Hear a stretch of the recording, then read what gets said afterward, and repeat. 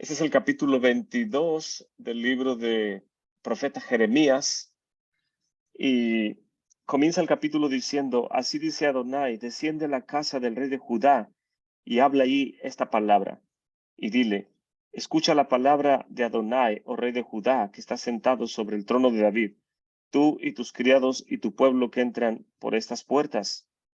Así ha dicho Adonai, hagan juicio y justicia, libren al oprimido de la mano del opresor y no engañen ni roben al extranjero, ni al huérfano, ni a la viuda, ni derramen sangre inocente en este lugar. Porque si efectivamente hicieran esta palabra, a los reyes que en lugar de David se sientan sobre su trono, entrarán montados en carros y en caballos por las puertas de esta casa, ellos y sus criados y su pueblo. Mas si no escucharan estas palabras, por mí he jurado, dice Adonai, que esta casa será desierta. Porque así ha dicho Adonai sobre la casa del rey de Judá. Galad eres tú para mí, y cabeza del Líbano. Empero desierto te pondré en soledad y ciudades deshabitadas. Y señalaré contra ti disapadores, cada uno con sus armas, y cortarán tus cedros escogidos y los echarán en el fuego. Y muchas gentes pasarán junto a esta ciudad y dirán cada uno a su compañero, ¿por qué lo hizo así Adonai por esta grande ciudad? Y dirá, porque dejaron el pacto de Adonai su Elohim y adoraron dioses ajenos y le sirvieron. No lloren al muerto, ni de él se conduelan. Lloren amargamente por el que va, porque no volverá jamás, ni verá la tierra donde nació. Porque así ha dicho Adonai acerca de Salum, el hijo del rey Yoshiyahu, rey de Judá, que reina en lugar de su padre Josías, que salió de este lugar, no volverá aquí jamás. O sea, está hablando del rey Jehoahim, quien es el hijo de, del rey Josías, Yoshiyahu. Voy a compartir una gráfica del templo que habíamos, perdón, de tiempo que habíamos hecho hace tiempo. Y en la parte inferior habíamos hablado acerca de los últimos reyes de Judá. A ver si lo puedo hacer grande aquí.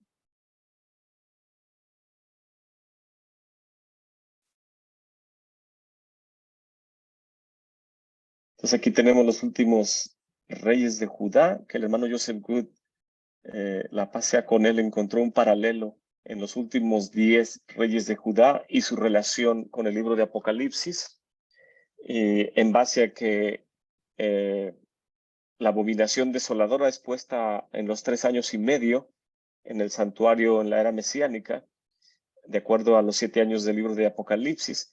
Y el rey Manashe, quien es el 1, 2, 3, el cuarto rey, donde dice últimos 10 reyes de Judá, Manashe reina por 55 años, es el que ha reinado o reinó más de todos estos. Y es quien trae la abominación desoladora, si mal no recuerdo, pero hizo cosas perversas. También Amón hizo cosas malas. Y luego vino el rey Josías, Yoshiyahu, durante cuyo periodo nace y viene a profetizar el profeta Jeremías, que es el libro que estamos estudiando. Entonces habíamos explicado aquí que desde el inicio del rey Josías es probable que sea el tiempo de la edad del profeta Jeremías. Y el profeta, siendo de 12 o 13 años, es cuando inicia el libro diciendo, ay Señor, soy niño pequeño y no sé hablar. Y el Eterno le dice, vas a hablar lo que yo te envíe, que vas a hablar mis palabras. Y toda la profecía del profeta Jeremías dura desde sus 12 o 13 años que empieza su profecía hasta el año 53, 54, o sea, 40 años, es cuando finalmente es destruido el primer templo. Y vemos que el inicio de la profecía de los primeros 18 años del profeta Jeremías son los últimos 18 años del reinado del rey Josías, como lo muestra aquí el color azul. Y después el hijo de él, Jehoahaz, solamente reina por un corto periodo de 3 meses. Y luego viene Jehoaquín, quien es el que estamos leyendo ahora. Jehoaquín reina por 11 años. Y después, cuando es llevado prisionero por el rey Nabucodonosor en el primer exilio, acá en la parte superior tenemos el exilio de las tribus, que es en el año 3187. Y hasta el 3205 fue el periodo de exiliar. Y cuando es el... Oh, no, perdón, estoy en otro exilio. Este es el exilio de las tribus del norte. Estoy en Jehoaquim. Déjenme ver dónde está la primera conquista de Jerusalén. Daniel interpreta el sueño. Sí, creo que sí, ese es el primer exilio. Conquista de Jerusalén. Segunda con cuarta. No, son 18 años después de que Jeremías comienza a profetizar. Entonces, 3316 es cuando inician son llevadas las tribus, perdón, Judá, 3318, 19, y es donde aquí tenemos que son los falsos primeros 70 años, cuando algunos contaron a partir de que fueron llevadas el primer éxodo, si podemos decirlo así, la primer grupo de la comunidad que fueron llevados a Babilonia. Entonces, cuando Jehoaquim reina por 11 años y es llevado cautivo, ya no regresa, es lo que este capítulo está diciendo. Termina muriendo y su hijo Jehoacim, quien también es Jeconías, nada más reina por 3 meses, porque viene el rey Nabucodonosor y sus consejeros le dicen, ¿cómo es que pones al hijo del que tomas prisionero? Pues tanto el hijo como el padre es la misma familia, van a hacer lo mismo, y se regresa y lo quita, se lo lleva cautivo a Jeconía o a Jehoaquim y comienza a reinar su tío, que es Sedequías, o el hermano de Yoshiyahu, perdón, de Jehoaquim, hermano de Jehoaquim, tantos nombres, y es el que reina los últimos 11 años hasta la destrucción del templo. Entonces, aquí vemos la profecía de Jeremías, los últimos 40 años de este periodo, cuando es destruido el templo, y los reyes que hay, los últimos 18 años de Josías, y luego viene Jehoaquín, 11 años, Jeconía, que es también Jehoahim, reina solamente 3 meses, y luego es quitado y llevado cautivo, y luego viene el rey Nabucodonosor cuando se lo lleva cautivo y pone a su tío Sedequías, Sedequiyahu, quien termina reinando 11 años hasta la destrucción del templo. Son 40 años del periodo de la profecía del profeta Jeremías. Entonces, volviendo aquí a nuestra lectura del libro de Jeremías, en el capítulo 22, verso 11, porque así dicho Adonai acerca de Salum, hijo de Josías, parece que es otro de los nombres de Jehoaquín, quien reina por 11 años. Quien reina por Josías, su padre, que salió de este lugar, no volverá acá jamás. Antes morirá en el lugar a donde lo transportaren y no verá más esta tierra. Ay del que edifica su casa y no en justicia, y sus alas y no en juicio, sirviéndose de su prójimo en balde, no dándole el salario por su trabajo. Y que dice, edificaré para mí mi casa espaciosa y airosas salas, y le abriré ventanas y la cubriré de cedro y la pintaré de bermellón. Verso 15. Reinarás porque te cercas de cedro, no comió y bebió tu padre e hizo juicio y justicia, y entonces le fue bien. Él juzgó la causa del afligido y del menesteroso, y entonces estuvo bien. ¿No es esto conocerme a mí? Dice el Eterno. En otras palabras, le está reprochando nuestro Padre Celestial a Jehoahim que ¿cómo es que no imita a su padre, Josías, quien fue prosperado porque honró a nuestro Padre Celestial? Verso 17. Mas tus ojos y tu corazón no son sino a tu avaricia, y a derramar la sangre inocente, y a opresión, y a hacer agravio. Por lo tanto, así ha dicho Adonai de Joacim. Aquí vemos que es el nombre de Joacim, hijo de Salum, hijo de Josías, rey de Judá. No lo llorarán, diciendo, ay hermano mío, ay hermana, ni lo lamentarán diciendo, ay Señor, ay su grandeza. En sepultura de asno será enterrado, arrastrándole y echándole fuera de las puertas de Jerusalén. Sube al Líbano y clama, y en Bashán da tu voz, grita y hacia todas partes, porque todos tus enamorados son quebrantados.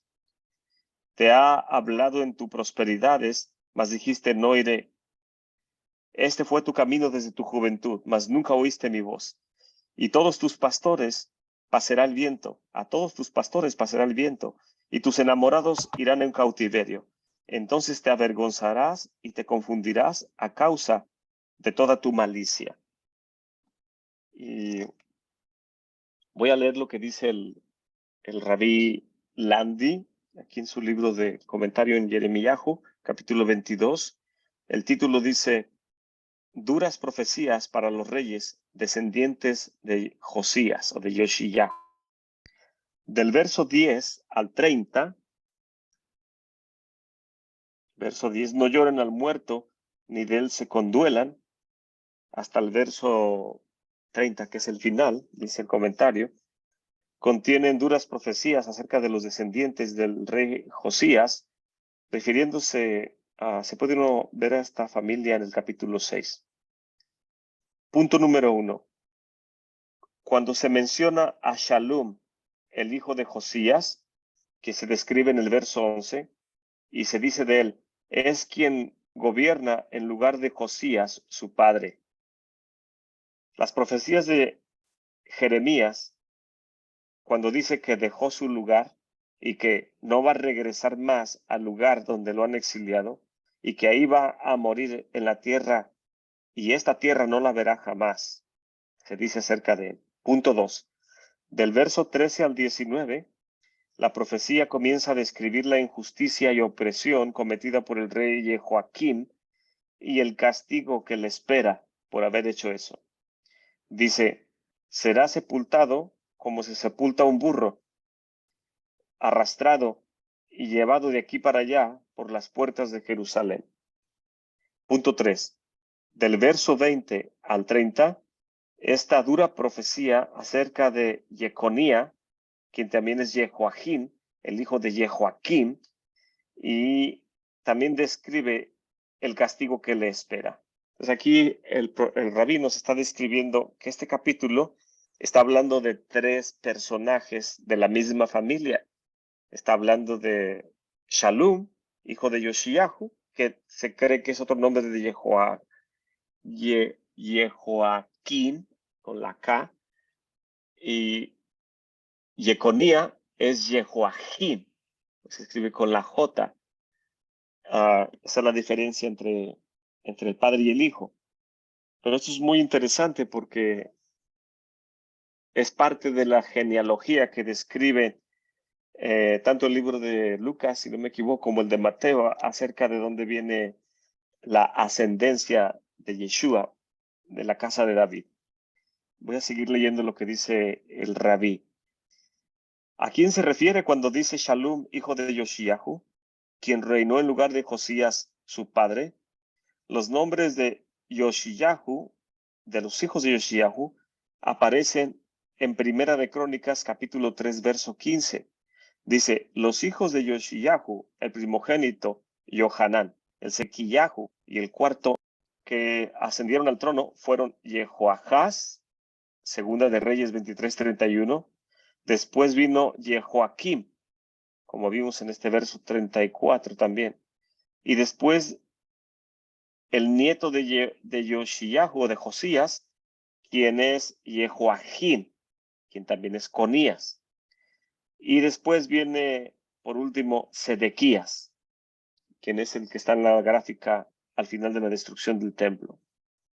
No hay ninguna mención de Salum o Shalum ascendiendo al trono, ni en el libro de Reyes, ni en Crónicas. De acuerdo con los sabios de Israel, la Gemara en el tratado Horayot 11b, y de acuerdo con Rashi, aquí la palabra o el apelativo o el nombre Shalom se está refiriendo a Sedequías, el último rey de Judá. La dificultad con esta interpretación es que de la expresión en el versículo, él ha dejado este lugar. Además de, en cuanto lo sigue describiendo la profecía, aparenta que Shalom había sido exiliado en el tiempo de la profecía, ya sea que Sedequiyahu reinó, y en ese contexto Sedequiyahu reinó hasta el tiempo de la destrucción del templo. Acerca de esto, usted puede estudiar lo que dice Rashi para más información, dice aquí. Además de esto, el comentarista, el rabí Abarbanel, pregunta, ¿cómo es que el profeta Jeremías está primero llorando por Sedequías y después por Jehoaquim y no en el orden de su reinado? El comentarista Radak sugiere que Shalom se refiere a Jeconía, el rey de Judá, quien ya había sido exiliado a Babilonia. Pero esta interpretación tiene dificultad, porque el versículo dice que Shalom es hijo de Josías y Jeconía o Conía es nieto de Josías, hijo de Jehoaquim, y no su hijo. Otra dificultad con esta explicación también es que habla del nombre de Jeconía. Y antes de eso, la profecía acerca de su padre habla de Jehoaquim. Es difícil aceptar refiriendo al destino de Jeconía, el hijo, antes del destino de Jehoaquim, el padre, y después que empiece a mencionar otra vez el destino de Jeconía al final del capítulo. De acuerdo con el comentarista Eben Ezra, en el libro de Daniel capítulo 1, verso 1, sugiere que el profeta Jeremías se está refiriendo a Jehoahaz, el primer hijo de Josías, hijo de los hijos que reinaron, aunque su opinión fue que el más hijo era el más joven de los hijos, que tenía dos nombres, Jehoahaz y Shalom. Entonces aquí vemos que son los diferentes aspectos de describir si son tres personas o son dos personas con diferentes apelativos, y muchas veces los rabís nos describen acerca como un nieto es tenido como hijo del abuelo, como si fuera su padre. Así se describía antiguamente. Y a veces puede entenderse en este contexto, no tanto que sea literal que lo esté diciendo, pero que se entiende en este contexto que es la misma familia o los descendientes de Josías, quienes quedan reinando en los últimos años antes de la destrucción del templo. El verso 18, voy a continuar leyendo el comentario del rabí Landí. Dice, el amargo final que le espera a Jehoaquim, el padre de Conías. Verso 18. Por lo tanto, así ha dicho Adonai acerca de Jehoaquim, hijo de Josías, rey de Judá. No lo llorarán diciendo, ay hermano mío, ay hermana, ni lo lamentarán diciendo, ay Señor, ay su grandeza, en sepultura de asno. ¿Cuál fue el fin de Jehoaquim y cómo la secuencia de eventos se desarrolló? Vamos a describir las diferentes posibilidades de este capítulo 22 de acuerdo con el texto. Ya que en Babilonia no se permitía enterrar el cuerpo de los prisioneros, de acuerdo a la Gemara en el Tratado Sanedrín 104a. Y también se explica ahí en la Gemara que se decretaba que los huesos de los que llevaban cautivos, los de Babilonia, eran aventados a un lado del camino sin darle sepultura. ¿Cuál es el castigo que le espera? Y dice, inscribe que este hombre va a ser sin descendencia, un hombre que no prosperará en sus días, y nadie de sus descendientes prosperará ni se sentará en el trono de David. El rabí comenta, esto significa que Jeconía no tenía hijos en el tiempo que, en ese tiempo, y que iba a terminar muriendo sin descendencia. De acuerdo con los sabios de Israel, el Tratado Sanedrín 37b, este es el caso. Mas, sin embargo, el libro de Crónicas, Primera de Crónicas 3:17, menciona que tuvo un hijo. Y los hijos de Jeconía, dicen Crónicas, Asir, Shalatiel, su hijo. Los sabios explican que este versículo se refiere a un hijo que le nació a él cuando estaba prisionero en Babilonia. Ashir significa prisionero en la palabra hebrea, en el lenguaje hebreo, prisionero en Babilonia. Y él tuvo el mérito de poder tener un hijo después de que se arrepintió de todas sus perversiones. Sin embargo, de acuerdo al versículo 28, en el sentido literal, porque él y su descendencia van a ser aventados a un lado. Esto implica que él tenía hijos en el tiempo que fue exiliado. El comentarista Malvin sugiere que la palabra que sea sin descendientes, en este caso significa no teniendo hijos capaces de sentarse sobre el trono. El profeta explica que él trata de decir en la siguiente parte del versículo lo siguiente: porque ningún hombre de sus descendientes prosperará sentándose sobre el trono de David. De hecho, cuando Jeconía fue exiliado a Babilonia, Jeconías, Sedequías, se convirtió en rey y no ninguno de sus hijos. Entonces, eso es lo que nos está describiendo el rabí en su comentario.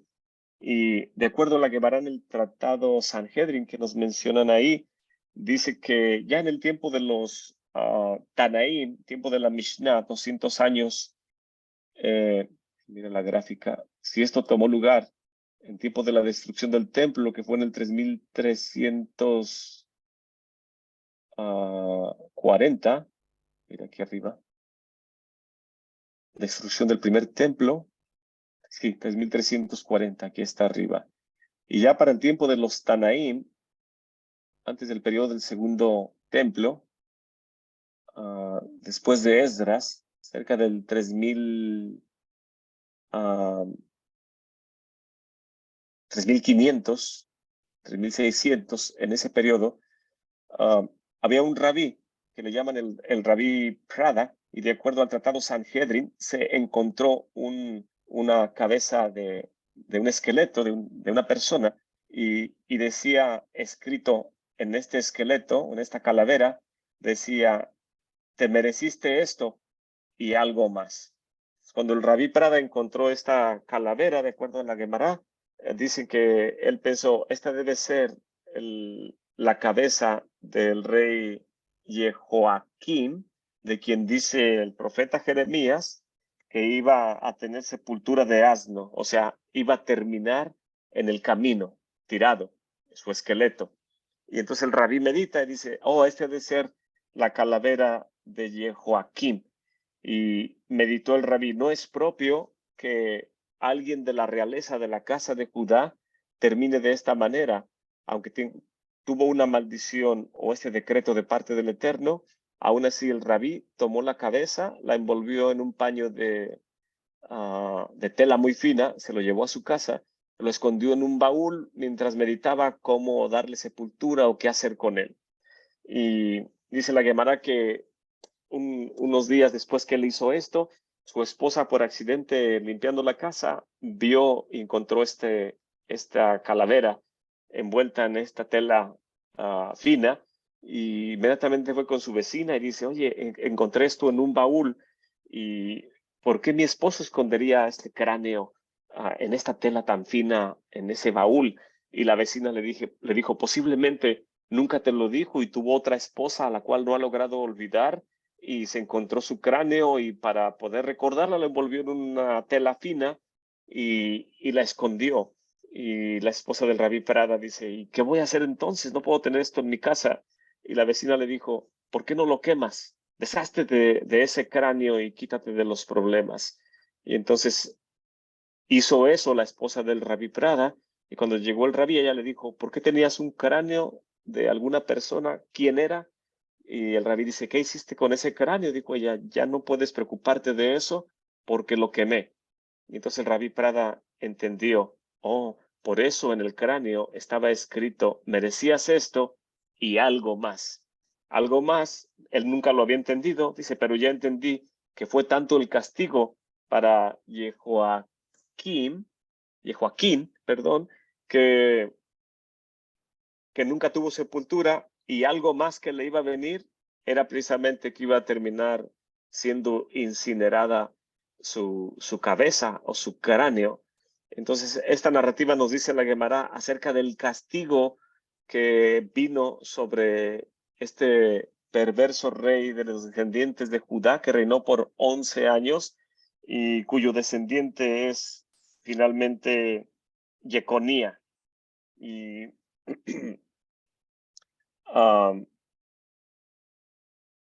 entonces, volviendo a Jeconía, cuando voy a leer aquí lo que dice la escritura, verso 21, te he hablado en tu prosperidad, o verso 22, voy hasta el verso 24, perdón, digo yo, dice Adonai, que si Conías, hijo de Joaquim, rey de Judá, fuese anillo en mi mano diestra, aún de ahí te haré en manos de aquellos cuya vista temes, sí, en manos de Nabucodonosor, el rey de Babilonia, y en manos de los caldeos. Y te ha de transportar a ti y a tu madre, que te dio a luz, a la tierra ajena donde no naciste, y allá vas a morir. A la tierra a la cual levantan ellos su alma para tornar allá, no volverán. O sea, no volverás a Israel o a Jerusalén, sino que vas a morir cuando seas llevado por Nabucodonosor cautivo y vas a ser prisionero y vas a morir en Babilonia. Eso lo está hablando de este Conías o Jehoiakim, quien solo reinó por 3 meses antes de Sedequías, cuyo nombre también es Conías. Y voy a terminar de leer el capítulo. Dice, no volverán. Verso 28. Es este hombre Conías, un ídolo vil quebrantado. Es vaso con quien nadie se deleita. ¿Por qué fueron arrojados él y su generación y echados a tierra que no habían conocido? Tierra, tierra, tierra, oye palabra de Adonai. Así ha dicho Adonai. Escriban, este hombre privado de generación, hombre a quien nada sucederá prósperamente en todos los días de su vida, porque ningún hombre de su descendencia se sentará sobre el trono de David, y que se enseñoreare sobre Judá será jamás dichoso. Pues esta es el decreto que el Eterno hace acerca de Jeconía o Conías,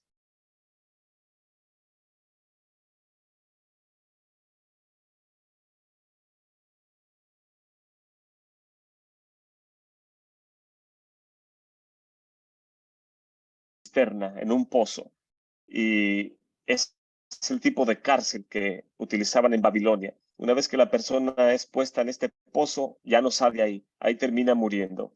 Y mientras estuvo ahí durante muchos años, cautivo Conías, Jeconía o Jehoiakim, dicen los sabios de Israel en la Gemara, que es el Tratado Sanedrín también, donde sigue narrando todo lo referente a él, que estando ahí, siendo lo que queda de la casa de David y los líderes, ya que Judá es el que fue llevado cautivo a Babilonia, los líderes, en este caso Daniel y todos los liderazgos que están allá con Conías, están meditando qué vamos a hacer para que la semilla de la casa de David no quede hasta aquí, sino que continúe. Entonces están viendo la manera de poder ayudar para que la esposa de Jehoiakim, perdón, pueda estar con él para que le levante descendientes a Conía o Jehoiakim.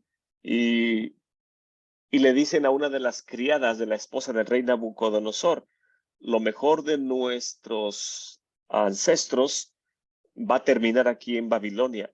Y no podría el rey permitir que antes de que muera el rey o el que está cautivo pueda estar con su esposa para levantar descendencia. Entonces esta criada va y le dice a la esposa de Nabucodonosor, lo mejor, los siervos que tomó el rey Nabucodonosor de Jerusalén, de la tribu de Judá, están apesumbrados porque la línea real va a terminar aquí en el exilio. Y ellos preguntan si hay alguna manera de que pueda la esposa de este rey estar con él.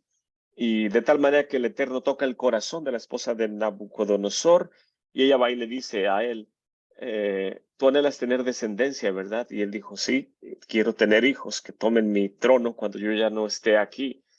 Y ella dice, ¿y por qué tú sí puedes anhelar que sea así siendo un monarca y no permites que los descendientes de los líderes que trajiste que tanto te sirven aquí, como Daniel, puedan continuar con su descendencia? Ellos también tienen derecho a tener hijos, a lo cual la Gemara describe que finalmente le permiten que le lleven la esposa a Conías, ahí a su pozo, a la celda en donde está, cosa que no era una celda como hoy en día las conocemos, sino básicamente donde una persona apenas puede sentarse o estar de pie y no hay mucho movimiento en ese agujero.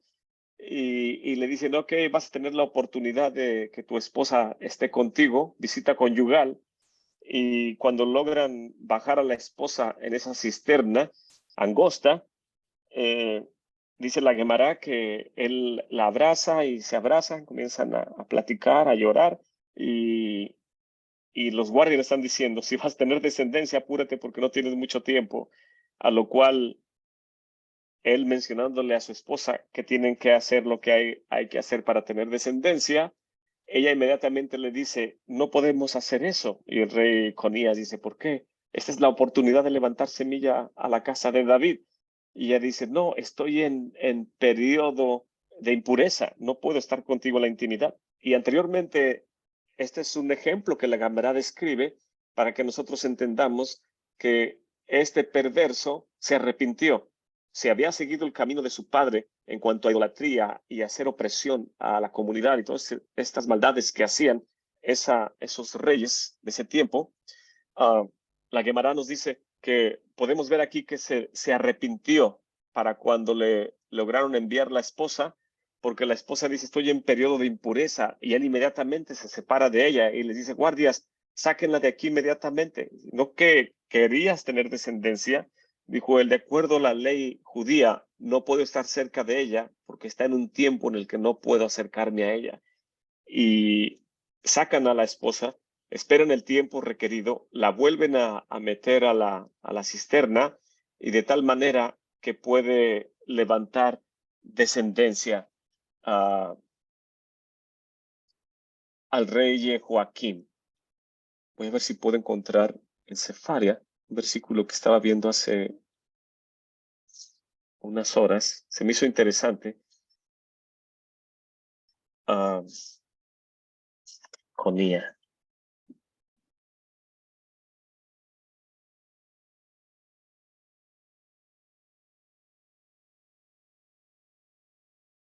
Lo encuentre.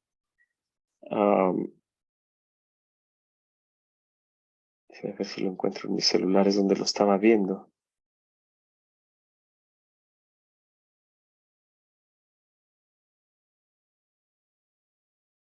Creo que lo estaba viendo en...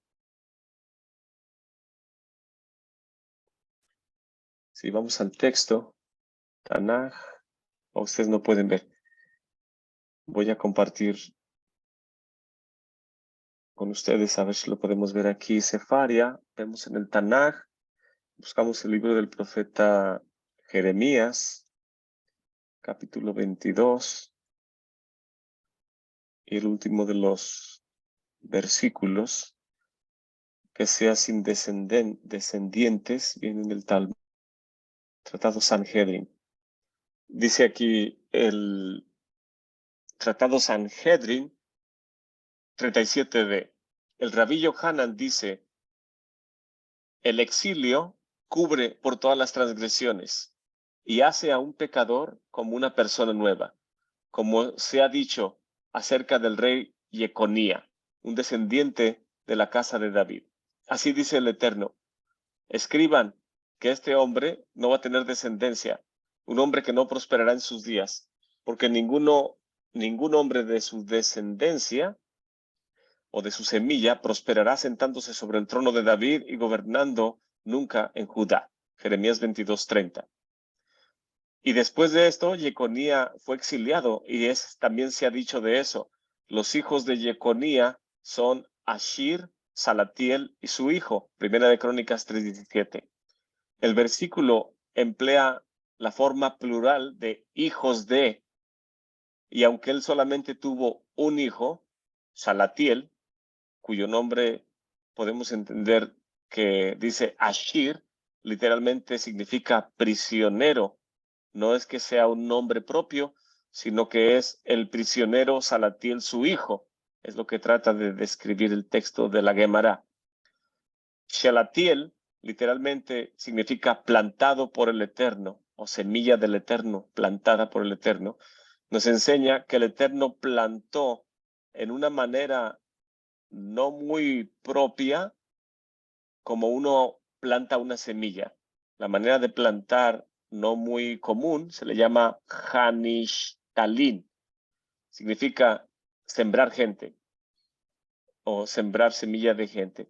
Y esto lo aprendemos en la tradición en el contexto de que una mujer no concibe o no puede concebir cuando ella está teniendo intimidad de pie.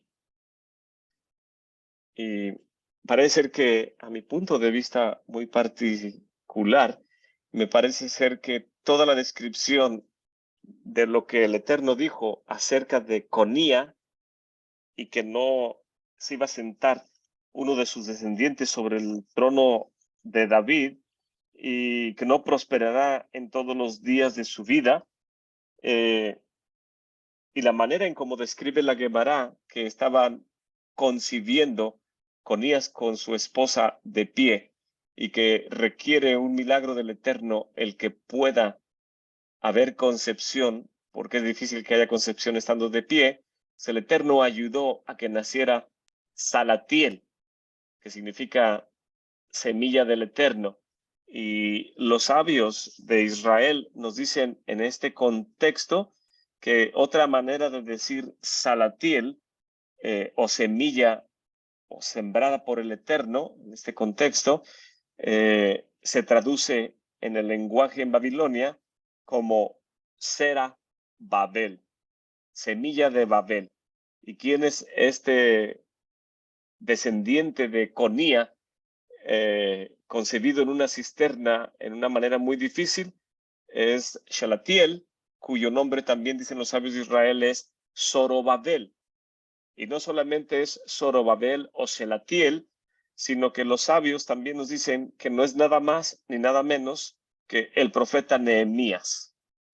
Y teniendo toda esta información, podemos en ese contexto ir al libro de Mateo, donde se nos describe la genealogía en el capítulo 1, y no se las voy a leer todas. Dice: Salmón engendró de Rahab a Boz, Boz engendró a Ruth, engendró de Ruth a Obed, y Obed engendró a Jesse. De Jesse salió el rey David, y de este engendró a Salomón, de la que fue la mujer de Urías. Salomón engendró a Roboam, Roboam a Abía, Abía a Asa, Asa a Josafat, a Joram, Osías, Ahaz, Ezequías, Manashe, Amón, Josías o Josías, que hemos estado viendo, y Yoshiyahu engendró a Jeconía, y Jeconía a sus hermanos en la transmigración de Babilonia. Y después de la transmigración de Babilonia, Jeconía engendró a Salatiel, y Salatiel engendró a Zorobabel, que los sabios de Israel nos dicen que Salatiel y Zorobabel es el mismo en este contexto. Shalatiel es el que nació porque el Eterno lo plantó en el vientre le permitió que la mujer, estando concibiendo, recibiendo la semilla de Conías, pudo concebir a Shalatiel, semilla puesta por el Eterno. Y de ahí viene Zorobabel, quien los sabios dicen que Zorobabel es Nehemías. Zorobabel engendró a Abiud a Eliahim, Eliahim a Azor, Azor a Sadoc, Sadoc a Ahim, Ahim a Eliud, Eliud a Eleazar, Eleazar a Matán, Matán a Jacob, Jacob a José, el marido de Miriam, de la cual nació Yeshua, a quien también se le llama el Mesías. Ahí vemos que la descendencia del rey David por la línea de Salomón a través de Jeconía no va a prosperar, y ahí es donde viene el linaje de José, el esposo de Miriam, o padrastro de Yeshua. Y en el libro de Lucas también se nos describe la genealogía, y en este contexto la genealogía es de parte por la línea de la madre, o sea, de Miriam. Y libro de Lucas, lo encuentro.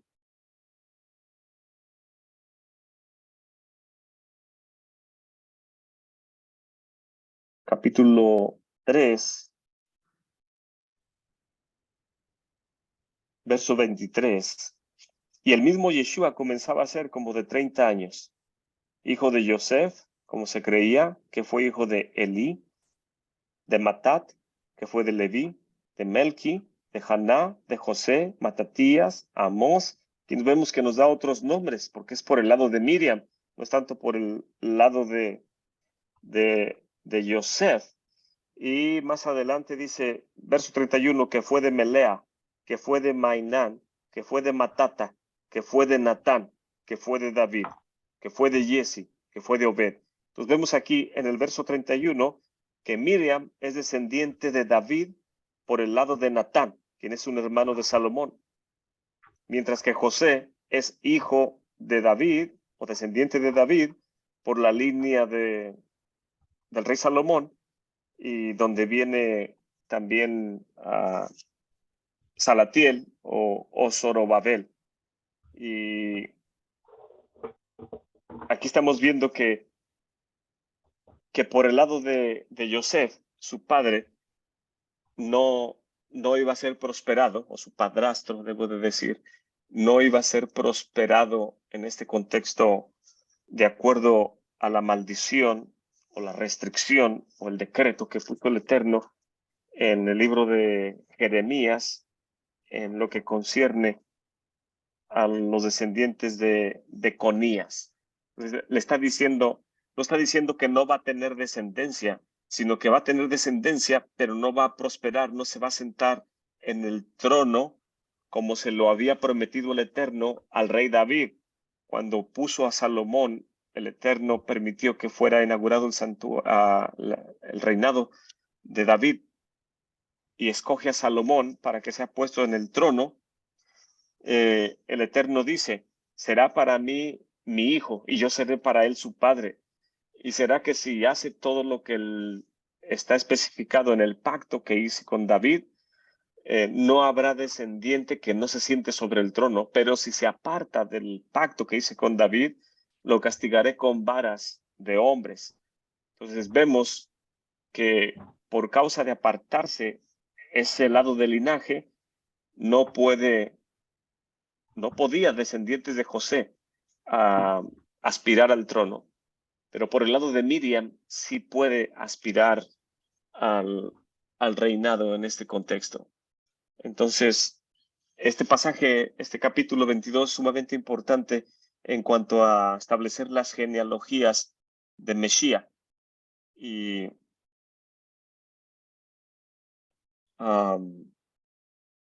en Babilonia, finalmente Nabucodonosor muere, y Jeconía, quien estaba prisionero, sigue viviendo cuando muere Nabucodonosor. Y el hijo de Nabucodonosor, cuya esposa le había dicho a Nabucodonosor, ¿cómo es que tú anhelas tener descendientes si no permites que el linaje de Judá pueda tener descendientes? Permite que la esposa entre con este varón y tal vez puedan tener descendientes. Pues por causa del mérito de esta mujer que pidió a Nabucodonosor, también ella concibió, y su hijo fue Evil Meruda, que es el hijo de Nabucodonosor, quien finalmente le otorga su libertad a Conías, estando en Babilonia, y Conías al final muere en Babilonia. Pero podemos ver aquí todo lo interesante que es la trama, el drama del exilio de la casa de David Jeconía y Jehoakim, Jehoacim, Sedequillahu y todos estos aspectos de la destrucción del santuario y cómo están entrelazados con la genealogía que viene tanto en el libro de Mateo como en el libro de Lucas acerca de Mesías y que en ningún sentido, no creo que en la tierra de Israel ni en los sabios de Israel discrepen ellos en cuanto a la halajá, que cuando una criatura es adoptada por una familia, se le prive del derecho a la herencia en relación a que si era o no hijo del padre o de la tribu. En este contexto es claro que tanto Yosef como Miriam son de la tribu de Judá y que Yeshua es de la casa de David. Y es lo que están estableciendo tanto el Evangelio de Mateo como el de Lucas, y por lo cual está bien claro ahí el linaje de Mesías en este contexto de que no le afecta la maldición puesta sobre Conías, porque por el lado de la madre tiene acceso al trono de David. Entonces, con esto terminamos el capítulo 22. No sé si alguien tiene algún comentario al respecto.